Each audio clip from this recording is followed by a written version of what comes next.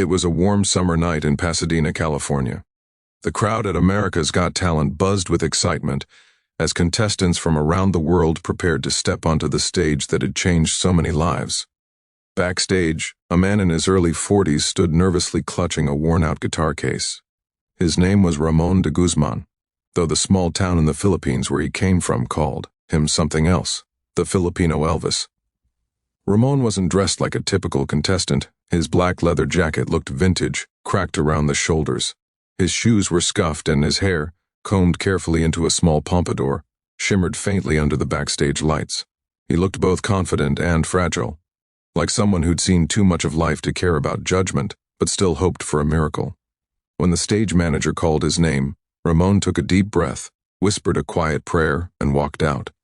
The audience clapped politely, but when he smiled, that shy, genuine smile that felt more humble than performative, something about him drew them in. Simon Cowell leaned forward, studying him. "Hello, sir," Simon said in his familiar tone. "What's your name, and where you from?" "My name's Ramon," he replied, his accent soft but clear. "I'm from the Philippines. I sing Elvis songs. He was my hero since I was a kid." "An Elvis impersonator?" Simon asked, eyebrows raised. "That's brave. The king himself." Ramon chuckled nervously. "Yes, sir.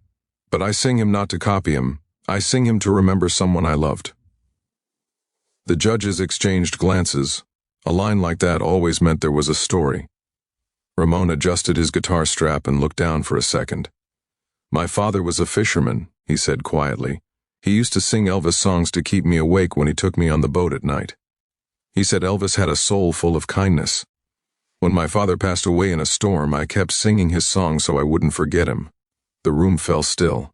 Simon, known for his skepticism, nodded gently. "All right, Ramon, whenever you're ready."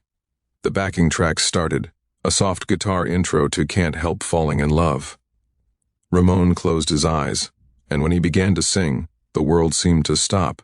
His voice wasn't just an imitation, it carried the ache of memory, the warmth of love, and the quiet dignity of someone who had known loss but still chose to sing. His tone was raw, imperfect, but heartbreakingly real. Every word trembled with emotion. The crowd, who moments ago had been restless, now sat motionless, many with tears forming in their eyes. Simon's jaw tightened, not from judgment, but from something deeper, something personal. Halfway through the performance, the camera cut to him, and for the first time in the season, he wasn't writing notes or exchanging remarks. He was simply listening. When the last note faded, the silence was deafening. Then, a wave of applause swept through the theater, growing louder and louder until the audience was on its feet. Even Heidi and Howie stood, visibly moved. But Simon remained quiet, staring at Ramon with a look no one could quite interpret. Finally, he spoke, his voice unusually soft. "Ramon, that wasn't just an Elvis song. That was something else. I don't think I've ever heard that song sung with so much honesty." Ramon smiled modestly. "Thank you, sir. My father always said, sing from your heart, not your throat." Before the judges could vote, something unexpected happened. A young woman from the audience raised her hand and called out, "Ramon, you sang at the hospital last year, didn't you? For the sick kids?" Ramon looked surprised. Yes, I did." The woman turned to the crowd. "My little brother was one of those kids. He said your singing made him want to get better. He told us, 'That Filipino Elvis made me believe God still sends angels.'" Her voice broke, and the audience gasped. Ramon's eyes welled up. He hadn't realized that his small act of kindness, singing in children's wards and elderly homes for free, had reached that far. Simon leaned back, visibly emotional. "Is that true? You perform in hospitals?" "Yes, sir," Ramon nodded. "When I came to America, I worked as a janitor in a small clinic. I used to hum Elvis songs while cleaning. One night, a patient asked if I could sing louder. I did. Then more people started asking. I never stopped." He paused, his hands trembling slightly. "Music can't cure sickness, but maybe it can ease pain. That's what I believe." The audience began cheering again, louder this time. Even Simon, often called Mr. Stoneheart, seemed to blink back tears. Howie Mandel leaned toward the mic. Ramon, you came here tonight probably thinking you were just another Elvis impersonator, but what you've done, sharing your voice, your heart, your story, that's something no one can imitate. Heidi added, "You reminded us why music matters. It connects us, it heals us."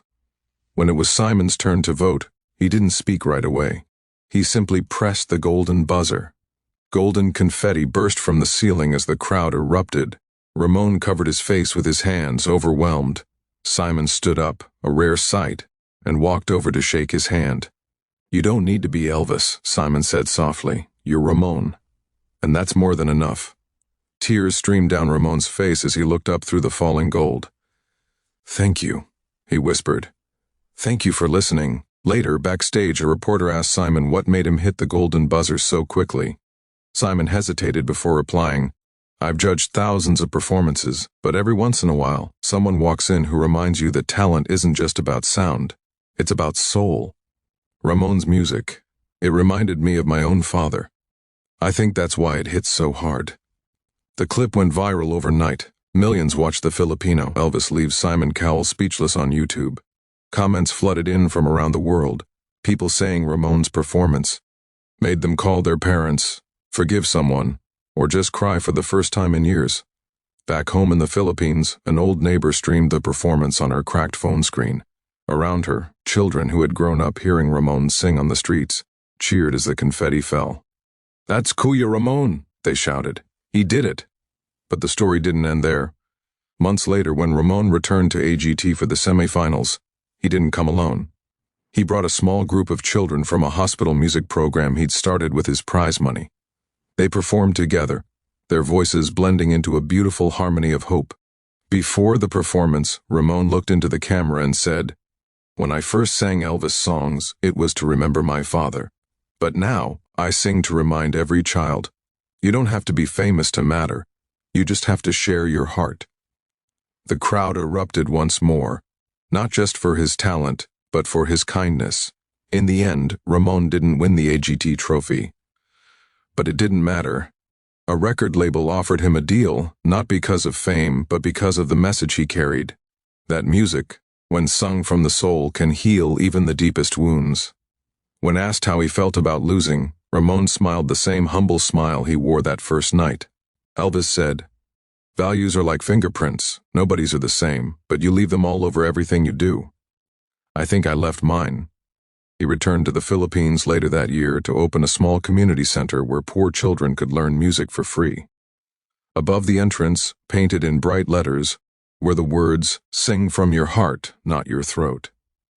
And somewhere, in the quiet rhythm of the ocean waves his father once sailed, it felt as if the king himself, and perhaps something divine, was smiling down, proud of the man who carried forward not just a voice, but a message that transcended borders, languages, and generations. Because sometimes, it takes a humble Filipino janitor with an old guitar to remind the world that the greatest performances aren't about perfection, they're about love.